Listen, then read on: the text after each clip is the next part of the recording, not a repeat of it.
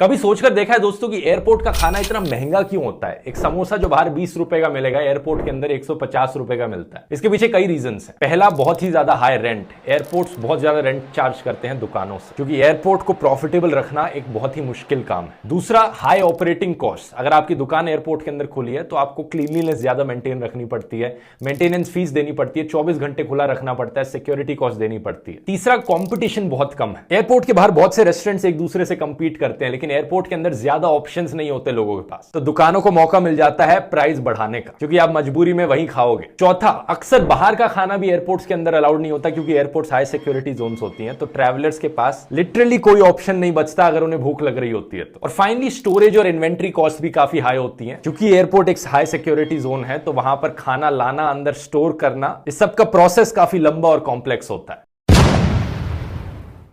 क्या आप जानते हैं दोस्तों, मेघालय में एक छोटा सा गांव है मो लिंग नोंग नाम से। इसे एशिया का सबसे साफ गांव बताया जाता है, एशियाज क्लीनेस्ट विलेज। सिर्फ 600 लोग रहते हैं यहां पर, लेकिन आप कभी जाओगे तो कूड़े कचड़े का कोई नामो निशान तक नहीं मिलेगा। एक बड़ा कारण इसके पीछे यह है कि यहां पर छोटी उम्र से ही बच्चों को अपने आसपास साफ सफाई रखना सिखाया जाता है। हर सुबह स्कूल जाने से पहले आपको बच्चे यहां पर साफ सफाई करते हुए दिखेंगे झाड़ू से। इसके अलावा हर घर में यहां पर टॉयलेट है। प्लास्टिक बैग्स को बैन किया गया इस गांव में। स्मोकिंग पर भी बैन लगा हुआ है। और हर जगह आपको ये सुंदर से दिखने वाले डस्टबिन मिलेंगे जो बैम्बू के बने हुए हैं। डस्टबिन भी अपने आप में कितने सुंदर दिखते हैं। इस गांव में बायोडिग्रेडेबल और नॉन बायोडिग्रेडेबल कूड़े को भी सेपरेट किया जाता है। फूड वेस्ट और पत्तों को बरी किया जाता है, मैन्योर की तरह इस्तेमाल किया जाता है। जो नॉन बायो ट्रैश है उसे दूर ले जाकर जला दिया जाता है। अगर आपको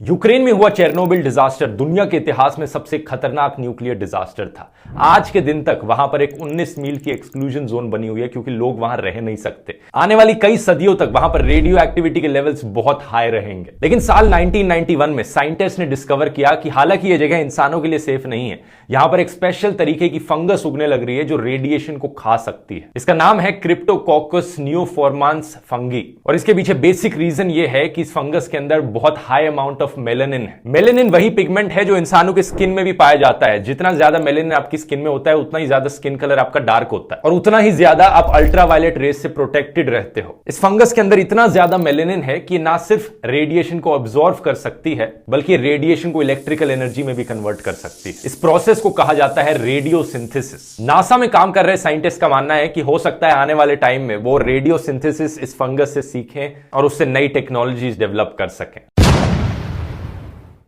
अगर आप साल 1962 से पहले पैदा हुए हैं और आज तक जिंदा हैं, तो आपकी लंबी उम्र के पीछे शायद से क्रेडिट जाता है एक इंसान को, वसीली आर्खिपोव, जिन्होंने वर्ल्ड वॉर 3 को होने से रोका था। यह बात है 27 अक्टूबर 1962 की, जब एक यूएस नेवी के जहाज ने एक सोवियत सबमरीन पर हमला करना चालू कर दिया। लेकिन यूएस नेवी को यह नहीं पता था कि उस सबमरीन के अंदर न्यूक्लियर हथियार रखे हैं। उन्हें यह भी नहीं पता था कि जो ऑफिसर्स इन सबमरीन के अंदर बैठे हैं उनके पास पावर है न्यूक्लियर हथियारों को चलाने की। और जब इस सोवियत सबमरीन पर हमला हुआ तो उन्हें लगा वर्ल्ड वॉर 3 की शुरुआत हो चुकी है और वो भी तैयार हो गए न्यूक्लियर मिसाइल चलाने को। सबमरीन में बैठे 3 में से 2 ऑफिसर्स इस मिसाइल को चलाना चाहते थे, लेकिन तीसरे वसीली आर्खिपोव, उन्होंने कहा शांति बनाए रखो, हमें यहां पर न्यूक्लियर हमला पहले नहीं करना चाहिए, नहीं तो अगर वर्ल्ड वॉर 3 अभी नहीं शुरू हुई है तो पक्का शुरू हो जाएगी। और वो एक्चुअली में सही निकले। यहां पर उन्होंने एक न्यूक्लियर वॉर को होने से रोक दिया। इस क्यूबा मिसाइल क्राइसिस की घटनाओं को अगर आप डिटेल में जानना चाहते हैं, मैंने इस पे आधे घंटे का एक वीडियो बनाया। आप यूट्यूब पे सर्च करके Dhruv Rathee Cuba missile crisis लिखेंगे, आप देख सकते हैं।